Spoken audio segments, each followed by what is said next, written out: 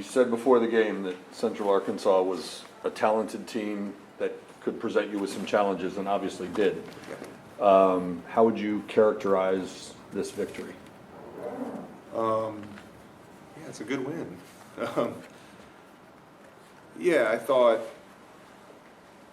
there were definitely things that have to be cleaned up, but yeah, it's not an easy team to play. Like, they play in a relatively unorthodox manner in how they mark and defend certain spaces. So, like, I told the boys after the game, like, you should feel good. Like, you're 5-0-3 in non-conference play. Like, there should be no sad faces here. Like, if you can't find joy in winning, like, we're missing the point of this thing. So, yeah, hopefully that recentered a few guys. Like, we can't pout and feel sorry for ourselves. And guys, some guys get 90 minutes, some guys get 0 minutes. But challenge them before the game. Like, their responsibility is to get everything to the team, and there can be no me, my, and I in this, right? Like, this is we, us, and ours. So yeah, happy with the performance.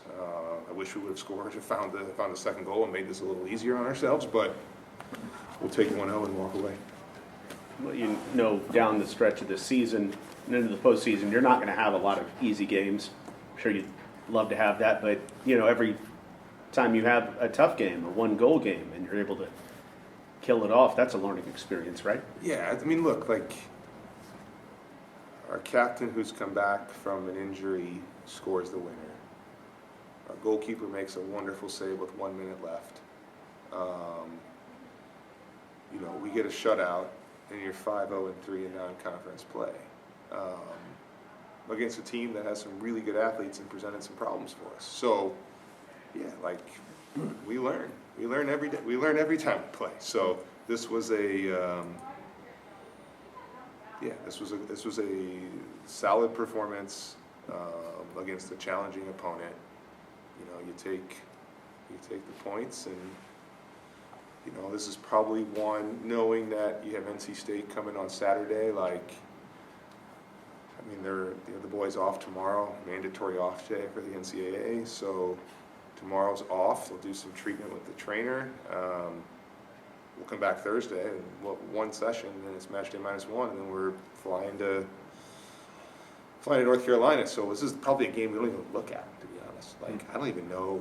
We'll do some like personal and like small group maybe review, but this is probably not even one. We got to turn the page and just get ready for the next one. So yeah, let's be happy we won, and yeah, we'll move forward for sure.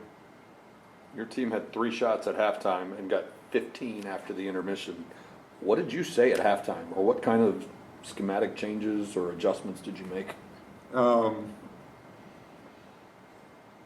there was a very challenging breeze in the first, that created some problems. We changed the striker. We played Pinozo up top, and he ran in behind and held the ball, which was a nice addition for us. Yeah, and then we were able to retain possession. They weren't as energetic in man marking us throughout the field, so we had more spaces to play into. And then yeah, we were able to keep the ball and change sides and kind of find some advantages on the width. And then I thought the 4 through the middle, we were able to get more touches and kind of play together better tonight than previously. We talked about the goal scoring before, especially on a night where you guys really challenge them. Does it surprise you that you're not scoring more right now, or is it just one of those things where sometimes that's soccer? Yeah, that's the game. Immediately after the game, I'm guaranteed to get 2 text messages after every game.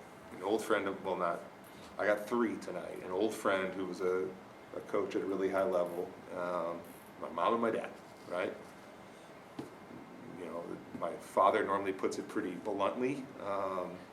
He basically said, like, one of these days, 3 or 4 will go in, But tonight, Enzo has one picked off the line, like, great save. I thought the keeper was very good. Yeah, there were several moments that you're like, it could have been 3, 4, 5 goals, but the keeper played very well, and yeah, sometimes you win 1-0, sometimes you win 5-0, sometimes you tie, you know. Hopefully we don't lose. But, yeah, that's our game, you know. We love it, but it is extremely frustrating that you can produce.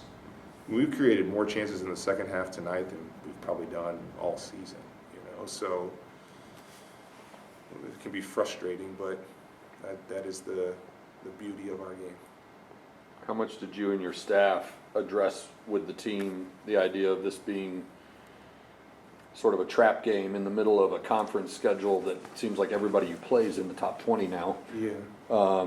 And is there a sense of relief just to get this one behind you and move back to ACC games? Yes.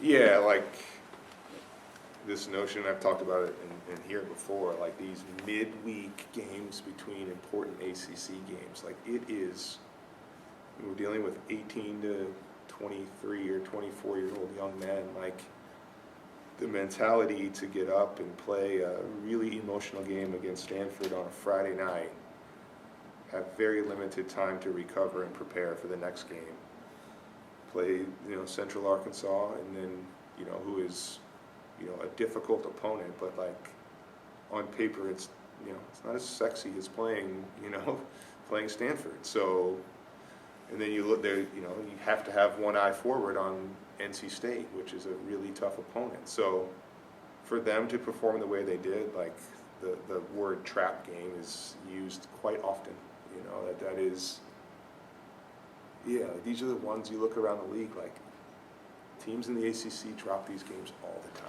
And yeah, like if I'm an opponent, if I'm Central Arkansas, I want to play SMU between two big ACC opponents, because you can likely assume you're going to get either a lack of focus or a fatigued team or a team that's not at their best. So I'm happy we were able to navigate these murky waters. And so we'll take it and move on.